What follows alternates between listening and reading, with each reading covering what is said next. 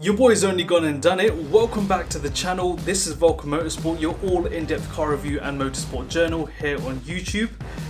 Face reveal time.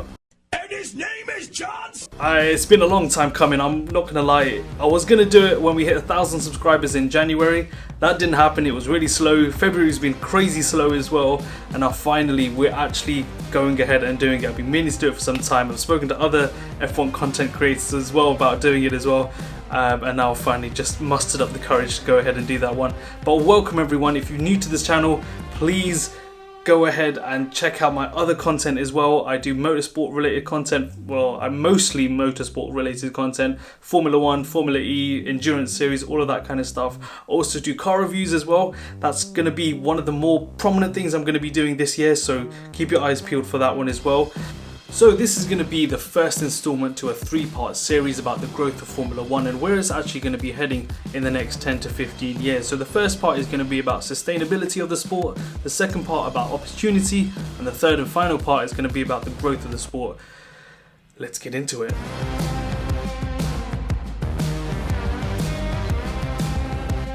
So Formula 1 has a serious problem. No, not that problem. It has an actual problem that, if left unchecked, we can see the sport as a whole spiral into the unfortunate abyss. For damn near 3/4 of a century, F1 has been regarded as a pinnacle of motorsport with a true elite's battle, and that'd be fair with 1/3 of the Triple Crown remaining in a near impossible to win Monaco Grand Prix. After all, if you're not on pole, good luck trying to win. But for the sport being a technological forefront for the automotive industry, and that nearly every bit of gear we see in the everyday car has some influence from the sport at large, you'd think that Formula 1 is damn near sustainable. Yes, to a certain extent, like just imagine how far behind we'd be with everyday cars if the FIA ceased to exist. Pretty far if you ask this guy. But since the dawn of the new millennia, we've seen an ever faster development of cleaner ICEs and smaller engine sizes, while at the same time the cars keep getting faster and faster. So we're left at crossroads where yes, the fans are satisfied with the speed of the vehicles and at the same time dissatisfied with the sound of them. You can never make a Formula 1 purist happy, said Bernie one time probably. So what's all this problem I hear you talk about then? Well, it's to do with the sustainability of the sport. More specifically, is Formula 1 a sustainable series? Now, we need to ask, why do we even care? How dare you! No, but seriously, does the sport that we all love to hate and hate to love really need to care about how much more sustainable we can be? I mean, after all, there's only 20 races per season, and compare that to another sport like football, like professional football for example. A sport like that has hundreds if not thousands of games played at an elite level all around the world. And if you begin to tally up the thousands of journeys that each team, its staff, the fans and the waste they leave behind, the operations of the grounds multiplied by the sheer number of professional leagues, and a whole bunch more, then a seemingly simple game becomes massively resource intensive. And by comparison, a 20-odd race season doesn't seem to be much of an issue. Yes, there is a negative connotation of gas-guzzling cars, but simply put, these aren't just gas-guzzling cars anymore. We're literally in 2021 and we've gone from V12s to hybrid V6s. Don't you think the FIA has done enough? No, there's more to be done, and that might confuse you because up until this point, I've pretty much been anti-eco-friendly, and I completely agree that the job isn't done until we have a net zero sport. That's true sustainability, and the FIA agrees. They say Formula 1 has set a target to become net zero carbon for 2030. Chase Carey had this to say: "We believe F1 can continue to be a leader for the auto industry and work with the energy and automotive sector to deliver the world's first net zero carbon hybrid internal combustion engine." In other words, there'll still be an ICE. Now the FOM are already in action. If Formula E doesn't say enough about the direction by which auto racing is going, then I'm sure this will. By 2025, F1 will ensure all events are deemed sustainable. This will mean the use of sustainable materials at all events, with single-use plastics being eliminated entirely and all waste reused, recycled or composted. So now not only are there about 20 races a year, but there is next to no waste being produced. Yeah right, Haas F1 is a waste.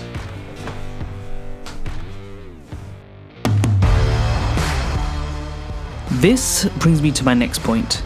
You may sometimes hear Formula 1 being referred to as a circus, and yes, this is down to the fact that every race is pretty much held in a different country. This means all the team personnel, all of the equipment, and a buttload of fans will travel from country to country every other weekend. That's not only mega expensive, but also wastes a lot of extra fuel. So one of those strategies imposed was to bunch up the geographically close nations so that there doesn't need to be any extra back and forth. This is somewhat useful, but we're still not at 100% efficiency. Let's take a look at this season. We're going from Azerbaijan to Canada, back to Europe for the French Grand Prix before moving on to Austria. Why not just collate all of the European events together, all of the North American and South American races together, and then all of Asia and then the Australian race, one after another? That kind of makes sense? The next aspect to consider is cost. I go into this in much more detail in part 2 of this series, which will be out in less than a week's time. The cost of everything in Formula 1 is monumental. Just to set up a team without even completing one track day will cost tens of millions of US dollars, with some team budgets reaching into the hundreds of millions. This results in a stalemate where the existing teams with deep pockets filled with investors' capital are able to compete year after year.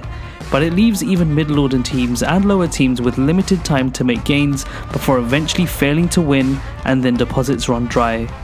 This is where the sustainability of the series comes more into question.